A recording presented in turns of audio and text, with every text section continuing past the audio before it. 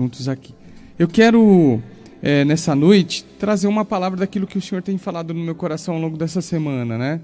A gente está vivendo uma realidade hoje muito difícil, muito complexa, né? Me preocupa muito os cenários que têm se pintado, têm aparecido para nós aí nesses dias, né? Um cenário de incerteza, um cenário de dificuldades. E o Senhor falou comigo grandemente nessa semana, na segunda-feira, acerca de um texto, né? E eu quero meditar com vocês aqui nessa noite, a gente meditar nessa palavra, mas ele tem a ver com algo que o Senhor tem falado ao meu coração, que tem faltado de nós, né? Se nós pegarmos e avaliarmos a história da igreja, a gente vai perceber que nós somos protagonistas em muitas causas e de muitas formas, né? É muito triste você ver a igreja sendo diminuída, digamos assim, e apenas menosprezada, né, ou diminuída em alguns aspectos, tornando a igreja apenas assim, olha, a igreja ela fala sobre a palavra de Deus, ok, mas ela traz alguns assuntos, por exemplo, sobre homossexualismo, sobre outras coisas que nós vimos, assim, a posição da mulher, do homem, e diminuiu a igreja, a sua fala, a sua importância dentro da sociedade. A gente tem visto isso, né? As pessoas tentando diminuir a participação da igreja, quando na verdade, se a gente conhecer um pouquinho da história da igreja, a gente vai ver que hoje a sociedade civil organizada, os países organizados, e a gente louvando alguns aspectos desses países, muito se deve à participação de protagonismo da igreja, né? Da igreja protestante, por exemplo, que nós vimos, da igreja em si, nós vimos os hospitais nascendo, da igreja nós vimos as escolas, né? Da igreja reformada, da igreja protestante, a gente viu a academia do saber nascendo, as faculdades. Então, a igreja sempre teve participação de maneira protagonista na história da humanidade. E hoje, se a gente está reunido numa sociedade que a gente louva alguns aspectos, a participação da igreja é muito efetiva. Então, hoje me preocupa as pessoas diminuindo a participação da igreja no Estado, né? E até mesmo menosprezando a participação da igreja no Estado.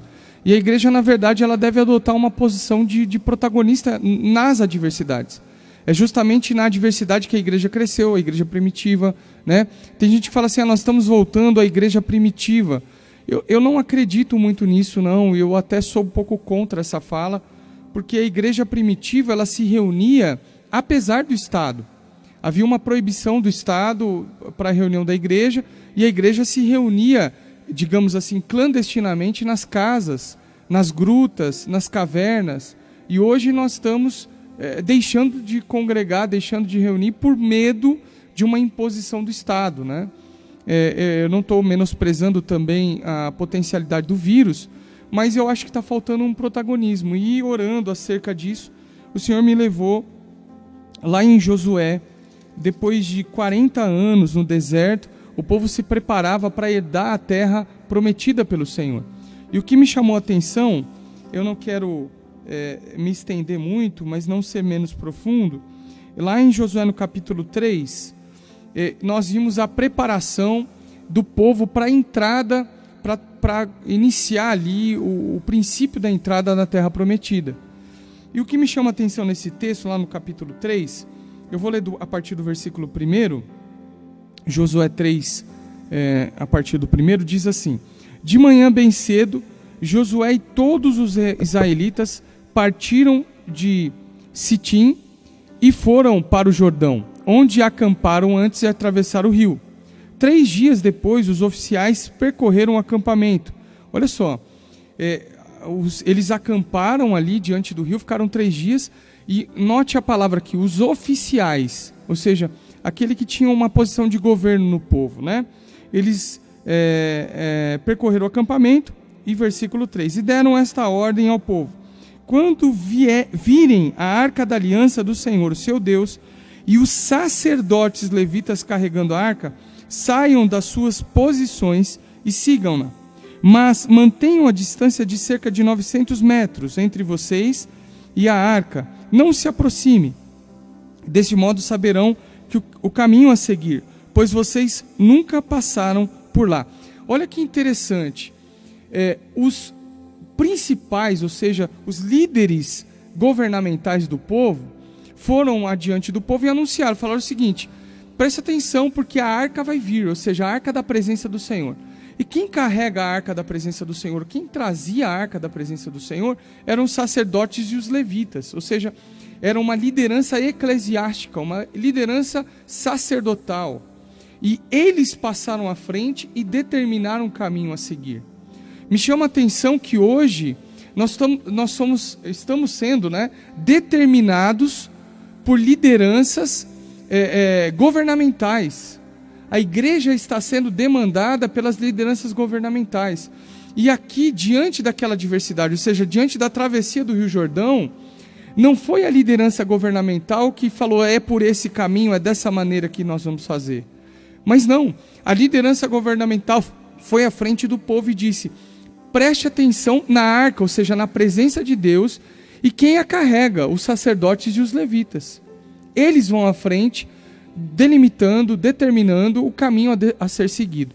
E ele continua o texto lá no versículo 5, no 4, melhor dizendo, no 5. Josué ordenou ao povo, santifiquem-se, pois amanhã o Senhor fará maravilha no meio de vocês. Eu amo esse texto. Josué então dá uma ordem, o líder sacerdotal, o líder daquele povo, ele dá uma ordem para o povo, santifiquem-se porque amanhã o Senhor fará maravilha no meio de vocês. Ou seja, havia a participação de toda a congregação. Então os líderes foram à frente e falaram, presta atenção na presença de Deus e no sacerdote que as carregam, e aí Josué se levanta e fala, santifiquem-se, preparem. Então envolve toda a congregação, todo o povo de Israel na santificação para a travessia do Rio Jordão. E o que era o Rio Jordão? Era o impedimento do povo que ficou 40 anos no deserto de entrar na Terra Prometida.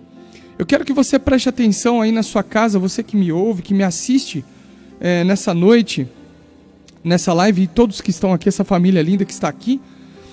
Note que na diversidade não foi as coisas humanas e mundanas, não foi governo humano que se posicionou diante de uma adversidade. Eu tenho pregado isso desde o princípio dessa pandemia e, na verdade, eu tenho pregado já há bastante tempo, há alguns anos, sobre o protagonismo da igreja. A igreja precisa ser a protagonista da saída de uma dificuldade, da entrada daquilo que Deus tem para nós. Eu considero esse tempo como uma grande oportunidade que Deus tem nos dado de demonstrar de fato em quem nós cremos e sobre o que cremos. Porque a adversidade, a luta, e eu tenho falado isso com constância, não é Deus simplesmente pesando a mão no seu povo por pesar, uma opressão por oprimir. Não é isso.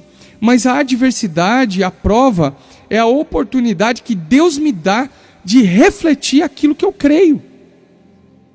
Então, Deus está nos dando uma oportunidade mundial,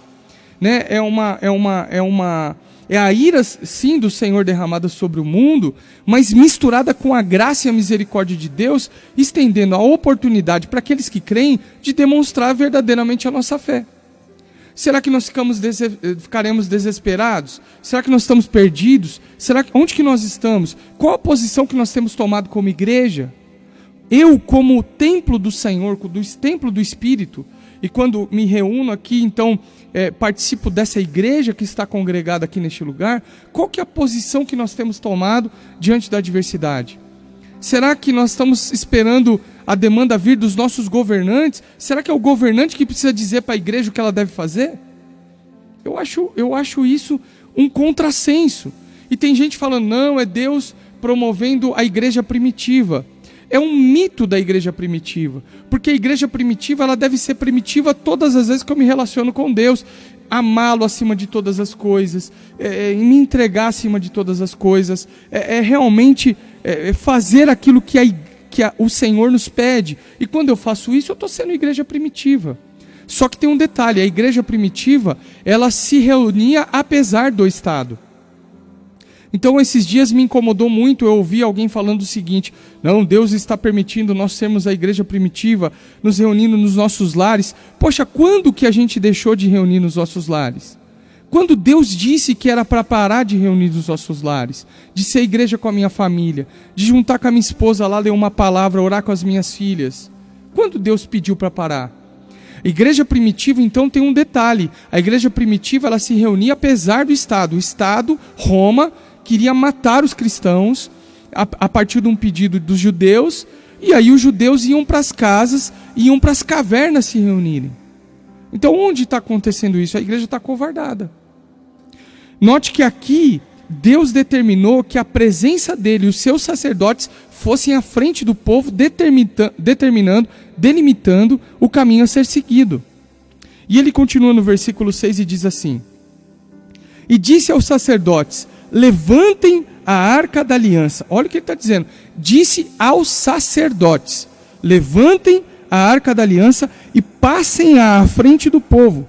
Eles a levantaram e foram à frente. Os sacerdotes, carregando a presença de Deus, foram à frente do povo, determinando o caminho, delimitando o caminho, e mais do que isso, quando eles colocam a planta dos seus pés no rio, diz a palavra de Deus que uma parede começa a se levantar do lado direito deles, as águas do Jordão começaram a se acumular e eles passaram em terra seca. O que o Senhor falou comigo essa semana? É o protagonismo daquele que carrega a presença de Deus. Nós não temos mais uma arca e nem devemos carregar. Se você vê uma arca em algum lugar, meu irmão, heresia. Mas nós somos a arca.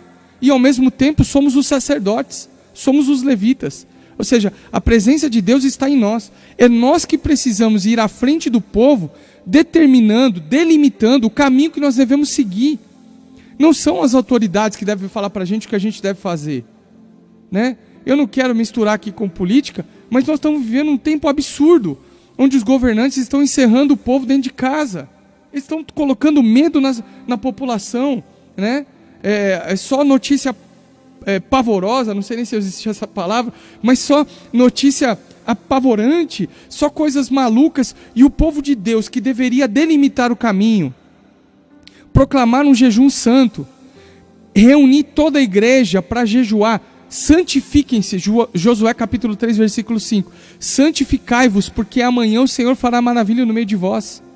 Uma igreja poderosa que se santifica, que se une, que se levanta como autoridade, porque a maior autoridade que existe é a palavra de Deus, é a presença de Deus, acima dos governantes estabelecidos pelo próprio Deus, acima do governante que ele estabeleceu, acima de um líder que ele proclamou sobre um povo, que toda a autoridade procede de Deus.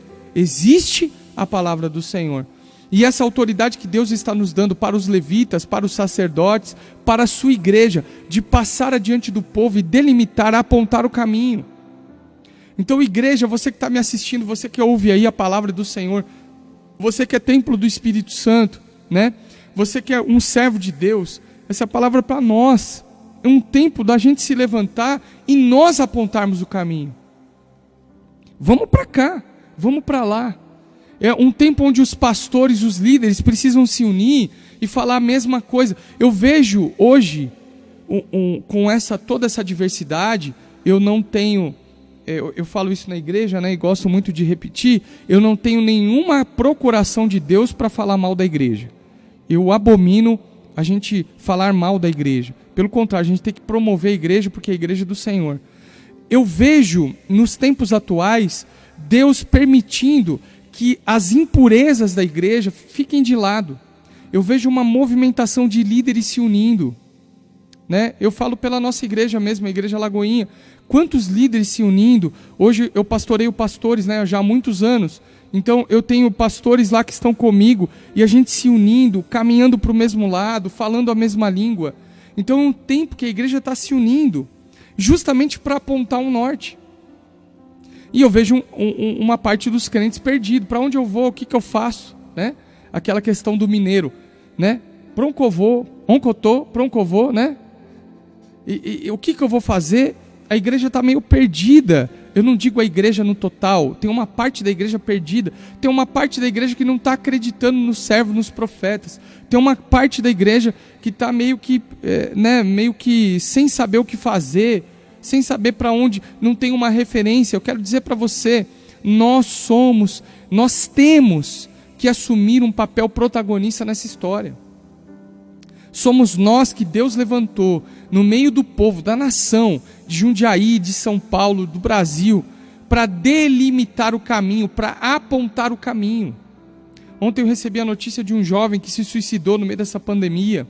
Ainda essa semana eu recebi a notícia de um empresário que deu um tiro dentro da sua boca, porque teve que demitir 80 funcionários. Então, assim, nós estamos vivendo um caos. Não é só o vírus, né, que está aí, mas agora se levanta diante de nós um monstro, que é um monstro da área financeira, comércios fechados, né? Infelizmente o brasileiro, ele não tem a cultura do poupar, do guardar. Então nós trabalhamos de manhã para comer de noite. Ninguém tem reserva. Uma coisa é lockdown, é fechar um país rico como os Estados Unidos, como a Espanha, como a Itália. Outra coisa é falar de lockdown no Brasil, onde as pessoas não têm o dinheiro da janta. Então agora nós estamos lá, né? Até louvo a Deus por nossa igreja, assim, pela nossa comunidade, que tem sido uma comunidade muito relevante, que tem feito um trabalho maravilhoso. Nós estamos com 25 toneladas de alimento distribuindo diariamente na igreja. Eu saí da igreja, tinha uma fila enorme de pessoas buscando alimento lá, e a igreja trabalhando, se esforçando, trabalhando, né? Fazendo as lives, levando a palavra do Senhor, o alimento espiritual nas casas e também entregando o alimento material. Então eu vejo isso uma igreja completa, né? Fazendo o seu trabalho de maneira correta.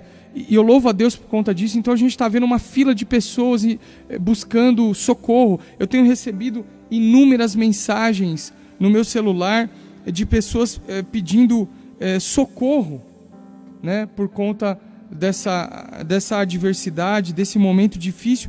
Então, assim, é tempo da igreja assumir um protagonismo que a gente talvez nunca teve. Um protagonismo onde nós vamos falar o evangelho, onde nós vamos nos posicionar, onde tal qual o povo se posicionou. E note que todo aquele povo que estava saindo do deserto, eles saíram do deserto e ouviram a voz de Deus através da vida de Josué. E por isso eles atravessaram o Jordão. Então eu quero dizer para você, ouça a voz do Senhor. Você que me ouve, ouça o seu pastor, ouça o seu líder, ouça o servo de Deus que foi levantado sobre a sua vida, né? Você que é de outra igreja, de outra comunidade, ouça a liderança que Deus estabeleceu sobre a sua vida. Ouça a voz de Deus, seja protagonista, não seja porta-voz do caos, né?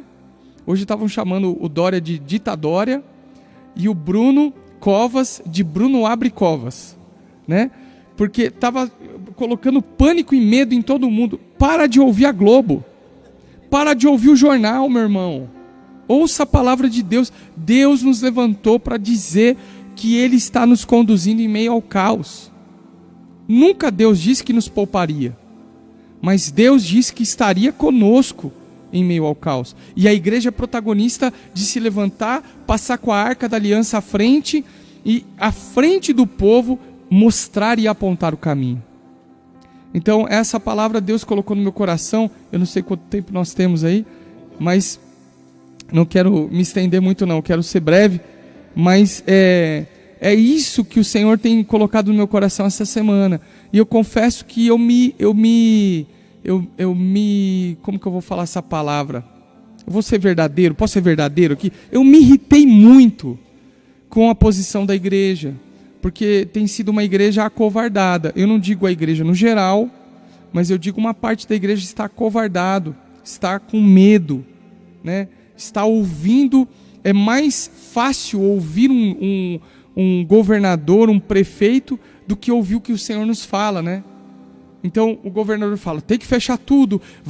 O prefeito da cidade de São Paulo, eu vi uma pronúncia dele essa semana, E eu falei, nossa, foi tranquilizador, né? Foi apaziguador. Ele dando um relatório, olha gente, fique tranquilo que eu já comprei não sei quantos mil caixão, eu já abri não sei quantas mil covas, eu comprei sacos de enterrar. Meu Deus! E a gente ouve isso, tem gente da igreja ouvindo isso e falando, nossa, meu Deus, nós vamos morrer, estamos perdidos, né? E a palavra de Deus está dizendo o seguinte, ei igreja, passa na frente que eu vou falar para vocês o que deve ser feito. Então nós temos que tomar a posse dessa palavra, ouvir a voz de Deus, crer na voz de Deus, ir avante, adiante. Talvez nós não seremos poupados, muitas pessoas vão passar por esse problema, seja o do vírus, seja o do financeiro, mas nós precisamos crer em Deus, nós precisamos ir adiante. Cabe lembrar que quando Deus disse para Josué, seja forte e corajoso, no capítulo 1, né, o senhor deve lembrar bem disso, né? Seja forte e corajoso, tão somente forte e corajoso, Deus está falando com um homem que entraria em guerra, não era uma guerra espiritual, né? Era alguém querendo arrancar a cabeça de Josué. E Deus falando para ele, calma, seja forte, seja corajoso. Né? Ele ia para a guerra, uma guerra. Ele não ia passar por um problema emocional, ele não ia enfrentar um problema da ordem que nós enfrentamos hoje, né? Era um problema assim, vai para a guerra, vai arrancar a espada e alguém vai arrancar a sua cabeça. Então seja forte e corajoso. E hoje nós estamos acovardados porque tem alguém falando que nós vamos morrer. Está parecendo quando a rainha, a esposa de Acabe, né? Como que ela chama? Esqueci o nome dela. Jezabel, né? Quando Jezabel bateu o pé, Eliseu tinha acabado de lutar contra 500 profetas de Baal. Elias ou Eliseu? Agora deu Eliseu, né? Eliseu lutar contra 500 profetas de Baal, tinha vencido os 500, não, foi Elias. Elias lutou com 500 profetas de Baal, e aí matou os 500, 2 Reis capítulo 5, não, 1 Reis capítulo 17, Elias lutou com 500 profetas de Baal lá, encheu de água, Deus se manifestou, e aí veio uma mulher, né, que dizem os historiadores que Jezabel era baixinha, né, e eu falo para minha esposa que toda mulher baixinha é brava, não é? As mulheres aqui vão me bater quando sair daqui. Toda mulher baixinha é brava, eu falo para ela, e diz que Jezabel era baixinha. Jezabel bateu o pé para Elias foi se esconder na caverna, ficou com medo, né? Tem gente falando conosco, nós estamos morrendo de medo. Então nós precisamos nos levantar, nós precisamos ser cheios da presença de Deus. Eu falo isso com a igreja com muito temor, eu quero encorajá-la, né? Encorajar as famílias, encorajar as casas, encorajar a igreja a ser protagonista no meio dessa pandemia viral e da pandemia da política corrupta que quer destruir a nação brasileira. Que o Senhor te abençoe, que o Senhor te levante como Josué, que o Senhor te transforme em um levita, que o Senhor aí na sua casa faça você entender através da exposição dessa escritura, que você abra os seus olhos e enxergue que você é sacerdote, que você é levita, que você é arca, que você carrega a presença de Deus. E nós somos chamados para ser cabeça e não cauda, né? É um jargão de crente muito comum. Nós somos chamados para ir à frente, nós somos chamados para carregar a presença de Deus, mostrando, apontando o caminho, delimitando o caminho. E sabe o que Deus vai fazer? Vai fazer com que as águas do Jordão se acumulem do nosso lado, e você e eu passaremos sem molhar os pés. Amém? Se você deseja, eu não sei como que é aqui, mas se você deseja entregar a sua vida a Jesus hoje, se você está morrendo de medo na sua casa, se você está em pânico, talvez hoje você não está conseguindo dormir, não está conseguindo se alimentar direito, não está conseguindo aí viver de acordo com a palavra de Deus, eu quero convidar você agora, que você está assistindo essa live, eu não sei se tem isso aqui ou não, mas escreva o seu nome agora, nós queremos orar pela sua vida. Se você quer entregar a sua vida, se está com medo, entrega a sua vida a Jesus agora, para que você seja feito filho de Deus, e como filho de Deus, protagonista de uma história. Escreva o seu nome aí, eu não sei se dá para ver os nomes, dá para ver os nomes aí? Eu quero, deixa eu ver o meu, eu acho que talvez eu consiga ver também. Eu quero orar por você orar por você, clamar pela sua vida, em nome de Jesus, né? E orar pela sua história. Eu não está abrindo meu Face aqui, infelizmente, mas se tiver um nome aí, eu quero orar por você. Dá para passar os nomes aí? Você pode ir me falando? Tem bastante nome? Ah, tá bom. Tá bonita a letra. Foi você que escreveu? Tá bonita. Lúcia Pinheiro, Rubilene, Carlos Igreja. O Carlos da Igreja está pedindo para Rubilene. Inês Fagundes, Edson Lima, Letícia Razé, Thalia, Sônia Dardes, Márcia Mota, Juliana Úrios, minha esposa, Laura Vanessa e Brás, Tabata e Mir, Vânia Maria, vizinha, Peterson Polese, Patrícia Pisciano Vinieri, deve ser Pitiano, né? Da Fé e Lidiane Pisciani, Mafran e Ianca, Fernanda, filha, a Fernanda filha, minha filha. A sua filha, e todos os demais, se quiser falando os nomes aí, eu vou falando, se estiver aí no bate-papo. Infelizmente aqui eu estou sem internet. Aqui, tá, beleza. Rodrigo Nunes, Chayane, Leonardo Idec, Lúcia Pinheiro, Thalia Ramos.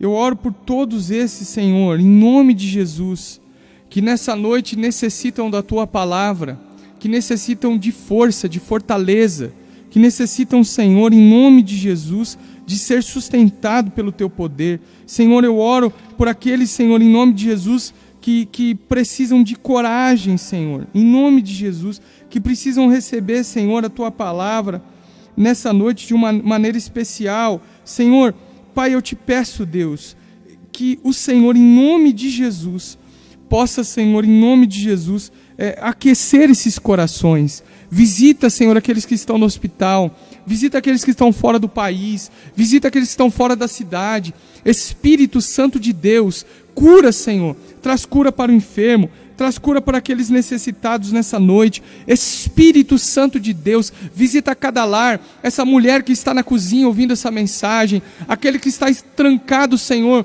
dentro de um quarto agora escuro, pensando em morte, aquele que está planejando a sua morte, em nome de Jesus, receba a vida, receba coragem, receba, Senhor, a adoção de filho, em nome de Jesus, para que nós assumamos, Senhor, a responsabilidade e o protagonismo de sermos seus filhos, Senhor. Pai, Espírito Santo de Deus, em nome de Jesus, nós oramos por cura, nós oramos por libertação e principalmente nós oramos por salvação nessa noite, em nome de Jesus. Eu abençoo a cada nome que deu aqui, Senhor, em nome de Jesus, e que eles sejam abençoados em nome de Jesus. Muda a história através de Josué capítulo 3, versículo 6, que os sacerdotes passaram à frente com a arca da aliança, e então o povo seguiu e foi totalmente abençoado. Eu profetizo bênção sobre a vida desse povo, eu profetizo bênção sobre a vida da cidade de Jundiaí,